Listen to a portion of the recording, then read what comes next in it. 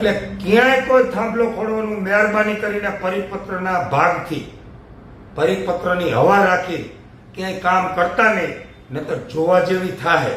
કોઈ કંપની ક્યાંય હવામાં ન આવી જાય, કોઈ અધિકારીઓ હવામાં ન ઉડવા માંડે, અને સરકારી તંત્રને રિક્વેસ્ટ અને વોર્નિંગ બંને છે સાથે કે ક્યાંય સરકારની હવામાં આવી અને દોઢા પાચીના થવું નહીં, નહીતર હવે પ્રસાદી દેવાનો કાર્યક્રમ ચાલુ કરવામાં આવશે. જય જવાન, જય કિસાન. મારા ગુજરાતના વહાલા ખેડૂતો જે સંગઠિત થયા છો, ઝુંબેશ લડાવી રહ્યા છીએ અને એકબીજાને સાથ સહકાર આપી રહ્યા છીએ, તે બદલ તમામ ખેડૂત મિત્રોનો ખૂબ ખૂબ આભાર, ધન્યવાદ. મિત્રો, આજે ગુજરાતમાં સત્તા ઉપર બેઠેલી ભારતીય જનતા પાર્ટી ક્યાંક ને ક્યાંક એના મળતિયાઓને પાસેથી ચૂંટણી ફંડ અને પૈસાઓ લઈ અને નવા ડિંડક કરી રહી છે. અત્યારે જે ગુજરાત સરકારમાં બેઠેલી ભાજપ સરકાર, ભાજપે નવો પરિપત્ર રિલીઝ કર્યો છે. તો મારો સંદેશો એ છે આખા ગુજરાતમાં તમામ વીજ પોલ ઊભી કરતી કંપનીઓને કે તમે અત્યારે ભાજપ સરકારે જે પરિપત્ર જાહેર કર્યો છે એ પરિપત્રથી કોઈ પણ ગુજરાતમાં કામ ચાલુ કરશો નહીં જ્યાં સુધી અમારી ખેડૂતોની જે માગણીઓ છે એ સંપૂર્ણ ન થાય, અમારી માગણીઓ પૂર્ણ ના થાય અને અમે જ્યાં સુધી કહીએ નહીં. કારણ કે ખેતર અમારા બાપના છે, એ સરકારના બાપના નથી, કે નથી ભાજપના બાપના, કે નથી કંપનીના બાપના. ખેતર અમારા બાપના છે, એનું વળતર લેવાનું નક્કી અમે કરશું, સરકાર નહીં નક્કી કરે.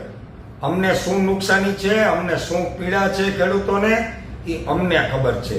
એટલે એ વળતરનો યોગ્ય નિર્ણય ખેડૂતો કરશે ગુજરાતના.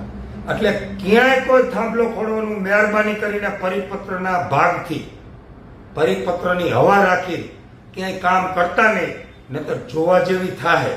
આ પહેલી વાત.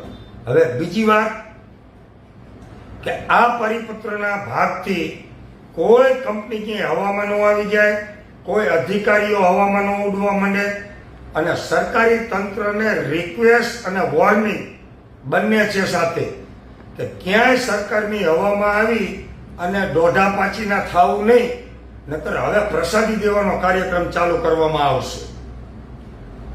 ત્રીજી વાત, આવનારા સમયમાં આ પ્રાઇવેટ કંપનીઓ બધી બાપ દાદાની માલિકી સમજી અને ખેડૂતોને જે હેરાન કરે છે.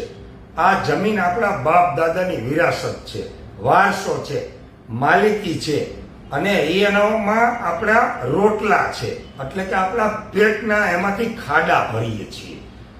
તો આપણા પેટ ઉપર જો પાટું મારવા માટે આ પ્રાઇવેટ કંપનીઓ તૈયાર થતી હોય, એની સાથે ભાજપ મળી અને પ્રોગ્રામ કરતી હોય, તો હવે આવનારા સમયમાં ગુજરાતના તમામ ખેડૂતો એક થઈને આ તમામ કંપનીઓની જે આવકના સાધનો છે, મોબાઈલની કંપનીઓ હોય, શેર હોલ્ડિંગના કોર્પોરેટ હાઉસ બિલ્ડિંગો હોય, ટાવર હોય, એના મોબાઈલની શોપો હોય, વગેરે વગેરે જે પ્રાઇવેટ કંપનીઓના આવકના સાધનો છે, જો એ આપણા પેટ ઉપર પાટું મારવા તૈયાર થઈ જતા હોય ભાજપ હારે મિલી ભગત કરીને, તો આવનારા સમયમાં વીજપોલ ઊભી કરતી તમામ કંપનીઓને ચેતવણી આપું છું અને ચેલેન્જ આપું છું અને વોર્નિંગ આપું છું કે ગુજરાતના ખેડૂતોની જ્યાં જરૂર પડશે એવી હું આગેવાની લઈશ, સાથે રહીશ અને તમારી નસબંધી કરશું. જો ખેડૂતોને સરકાર બનાવતા આવડતી હોય ને, ભાજપને બેસાડતા આવડતું હોય ને, તો એની નસબંધી કરતા આવડે.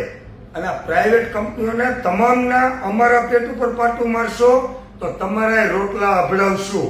આ મગજમાં નાખી દેજો. અમે શાંતિથી ગાંધીજીના રસ્તે આંદોલન કરીએ છીએ, તો અમને છંછેડતા નહીં. અમે અમારો હક અને અધિકાર માંગીએ છીએ. જ્યાં સુધી અમારો અધિકાર નહીં મળે ત્યાં સુધી આ ગુજરાતના ખેડૂતોની લડત ચાલુ રહેશે અને ચાલુ રહેશે.